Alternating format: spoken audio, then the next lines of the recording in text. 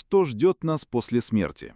Пожалуй, это один из самых фундаментальных вопросов человечества. И сегодня мы погрузимся в ответ, который предлагает исламское богословие, опираясь на его ключевые тексты о воскресении и судном дне.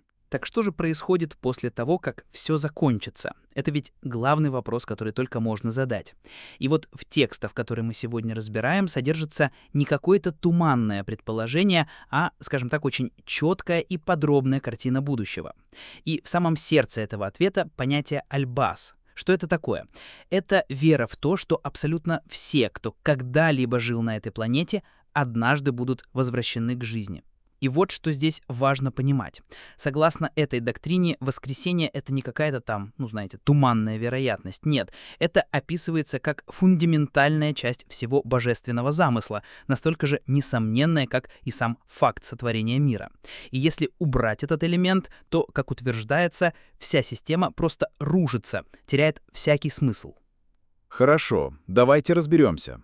Чтобы понять саму идею воскресения, нужно сначала посмотреть, как в этих источниках описывается весь жизненный путь человека. А описывается он, что интересно, как полный замкнутый цикл. Он начинается и заканчивается, по сути, в одной и той же точке. Вот только послушайте, насколько емко это сформулировано. Всего одна фраза, а в ней целый цикл человеческого бытия. Трехэтапный путь, который, как гласит вероучение, предстоит пройти абсолютно каждому. То есть получается такая вот простая, но мощная формула. Сотворение из земли, возвращение в землю и, наконец, извлечение из нее. И вот именно на этой идее, на этом тройном движении и строится все повествование о жизни, смерти и, конечно, о будущем воскресении. Хорошо, из земли извлекли. А что дальше? А дальше, как говорят источники, наступает грандиозное и абсолютно неизбежное событие. День, когда каждому придется дать отчет за все. Этот момент имеет свое название – аль-хиссаб, что и переводится как «отчет» или «расчет». И вера в том, что в этот день каждый предстанет, чтобы ответить за свои дела, даже, как говорится в текстах, за то, что весит не больше горчичного зернышка. И вот в этот день пути людей расходятся. И символизм здесь очень яркий, очень наградный. Все зависит от того, в какую руку человек получит книгу со своими деяниями. Получил в правую – это знак успеха, значит, чаша весов с добрыми делами перевесила, а вот левая рука – это уже знак провала. И вот тут мы подходим к очень интересной детали, которая касается божественного правосудия. Оказывается, огромный акцент делается на милосердии. Смотрите, добрые дела не просто записываются, они умножаются в 10, в 700 раз, а то и больше. А вот плохой поступок засчитывается как есть, 1 к 1. Удивительный дисбаланс в пользу милости, правда? Конечно, все это звучит масштабно и вполне естественно задаться вопросом, а как такое вообще возможно? Источники как будто предвидят этот скепсис, и поэтому в них выстраивается целая система аргументации. Давайте посмотрим, какая. И чтобы развеять эти сомнения, предлагается, по сути, 4 типа доказательств. Они заходят с разных сторон, от прямого божественного откровения и до, что интересно, чистой логики. И вот на втором пункте, на аргументах от разума, давайте остановимся поподробнее. Это, пожалуй, и самый любопытный блок, потому что он апеллирует не только к вере, но и к нашей с вами логике, к тому, что можно наблюдать в мире вокруг. Так, в чем же здесь логика? А она довольно прямолинейная.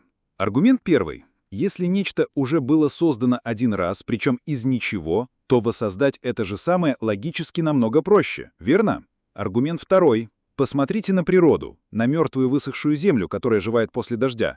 Это преподносится как прямая, видимая аналогия того, как та же сила может оживить и мертвые тела.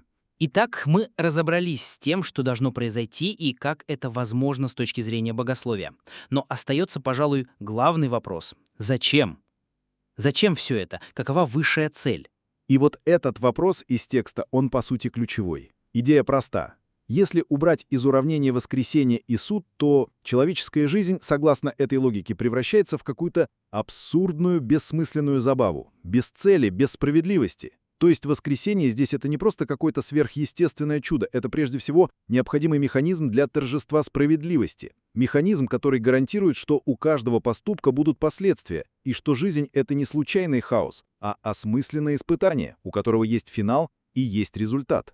Поэтому в конечном итоге позиция этих текстов абсолютно однозначна. Отрицать воскресение с их точки зрения — это то же самое, что отрицать всю суть божественного замысла, отрицать справедливость, отрицать саму цель, ради которой, как утверждается, все и было сотворено. И вот вся эта грандиозная концепция, по сути, сводится к одной финальной мысли. Если жизнь — это испытание, время для поступков, то каков же будет итоговый результат? Получается, что земная жизнь — это время действий, а жизнь после смерти — время вечных последствий.